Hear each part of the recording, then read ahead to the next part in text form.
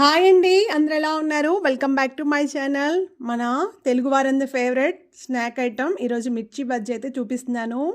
చలికాలమైన, వర్షాకాలమైన, of course summer అయినా సరే మనందరికీ ఇది చాలా ఇష్టమైన స్నాక్ కదా. ఫస్ట్ అయితే ఒక కప్పు శనగపిండికి ఒక హాఫ్ కప్ బియ్య పిండి కూడా యాడ్ చేసుకొని అందులోనే వాము, సాల్ట్, కారం, కొంచెం పసుపు కూడా యాడ్ చేసుకొని ఇదంతా బాగా కలిసేలాగా ఒకసారి మిక్స్ చేసుకుని ఆ తర్వాత వాటర్తో అయితే పిండి అనేది జారుడుగా కలిపి పక్కన పెట్టేయండి. ఈలోపు ప్యాన్లో ఆయిల్ వేసుకొని ఆయిల్ అంతా హీట్ అయ్యాక ఘాట్లు పెట్టుకున్న మిర్చీలను అయితే ఇలా పిండిలో ఒకసారి మునిగేలాగా ఉంచి 1 by 1 అనేది ఫ్రై చేసుకుంటే మనకి మిర్చి బజ్జీ అనేది రెడీ అయిపోతుంది. అయితే ఆయిల్ అనేది బాగా హీట్గా ఉండాలి.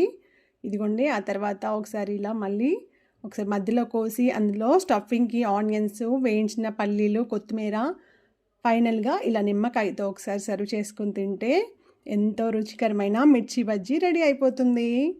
చూశారు కదా ఎంత బాగున్నాయో. Thank you for watching. Bye bye.